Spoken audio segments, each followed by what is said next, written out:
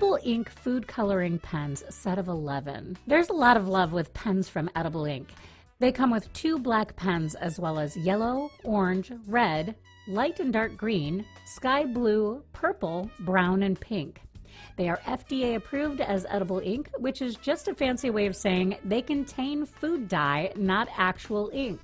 The edible ink pens all come with double nibs, so you can draw intricate details with the fine point and color huge swatches of an area with the bold point. We found this set as easy to use as any traditional marker. The ink is very wet, so care must be taken when using these.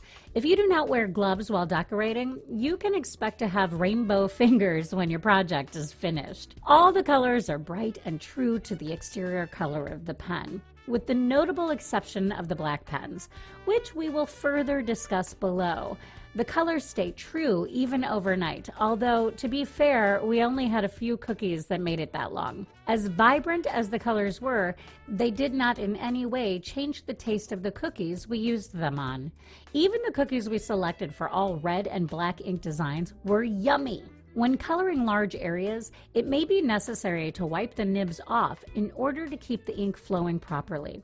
This was a little inconvenient, but anyone who has worked with edible coloring markers should be familiar with the practice. The biggest issue we had in the test kitchen when it came to using these food-safe edible markers was that the black was just not as rich as we were expecting. In every case, we had to allow the ink to dry entirely and then color over the cookies again.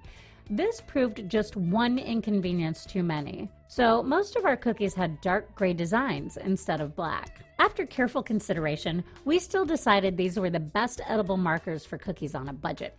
They were perfect for working with children, and the results you get are almost as good as using the AmeriColor edible markers. Here are some pros. 2 black pens, double-sided, flavorless, vibrant mostly. Here are some cons. Black pens are not vibrant.